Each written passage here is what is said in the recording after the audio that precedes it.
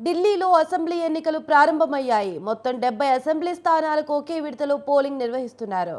ఢిల్లీలోని 70 అసెంబ్లీ నియోజకవర్గాల పరిధిలోని మొత్తం 1.56 కోట్ల మంది ఓటర్లు తమ ఓటు హక్కును వినియోగించుకోనున్నారు.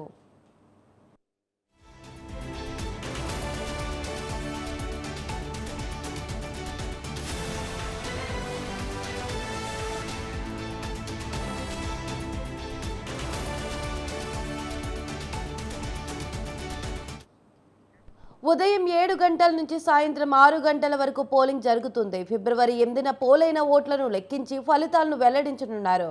మొత్తం ఎన్నికల ప్రక్రియ ఫిబ్రవరి 10తో ముగియనుంది. ఢిల్లీలోని 70 నియోజకవర్గాల్లో 58 జనరల్ సీట్లు కాగా మరో 12 ఎస్సీ రిజర్వ్డ్ సీట్లు ఉన్నాయి.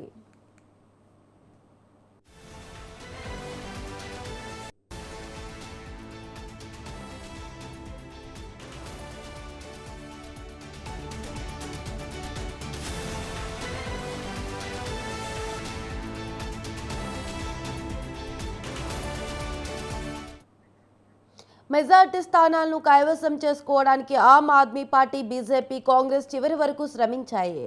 ప్రత్యర్థులను దెబ్బతీసేందుకు పదునైన వ్యూహాలను పన్నాయి.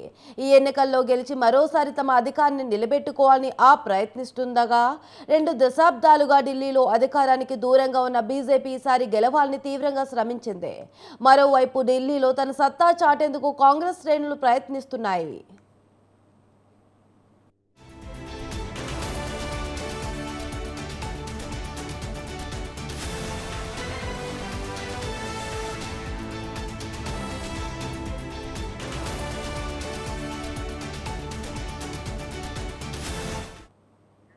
ఫిబ్రవరి 8న ఓట్ల లెక్కింపు చేపట్టనుండగా పోలింగ్ రోజు సాయంత్రమే ఎగ్జిట్ పోల్స్ అంచనాలు వెలువడనున్నాయి.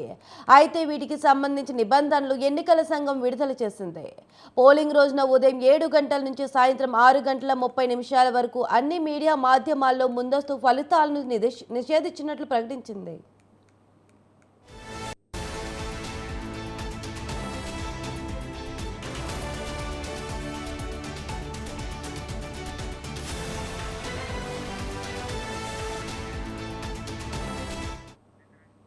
న్యూఢిల్లీ నియోజకవర్గం నుంచి ఆప్ కన్వీనర్, ఢిల్లీ మాజీ సీఎం కేజ్రీవాల్ పోటీ చేస్తున్నారు. బీజేపీ నుంచి పర్వేష్ వర్మ, కాంగ్రెస్ నుంచి సందీప్ దీక్షిత్ బరిలో ఉన్నారు.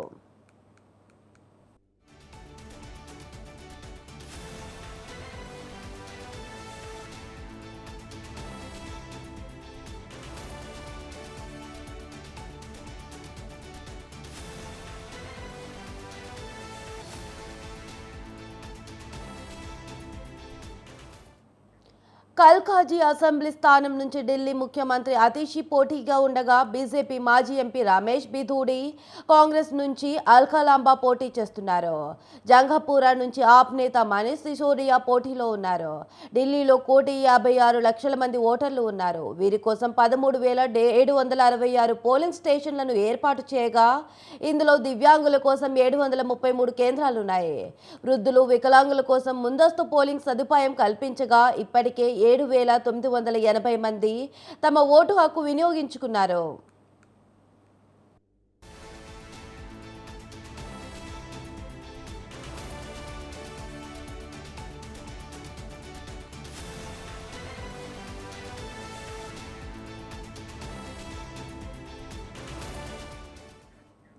పోలింగ్ నేపథ్యంలో దేశ రాజధానిలో భారీ సంఖ్యలో కేంద్ర బలగాలను మోహరించారు. 200 కంపెనీలకు పైగా సాయుధ బలగాలు, 15,000 మంది హోంగార్డులు, 35,000 మంది ఢిల్లీ పోలీసులు ఎన్నికల విధుల్లో ఉండనున్నారు. 3,000 పోలింగ్ బూత్లను సున్నితమైనవిగా గుర్తించిన ఎన్నికల అధికారులు కొన్ని ప్రాంతాల్లో డ్రోన్లతో పర్యవేక్షించేందుకు సిద్ధమయ్యారు.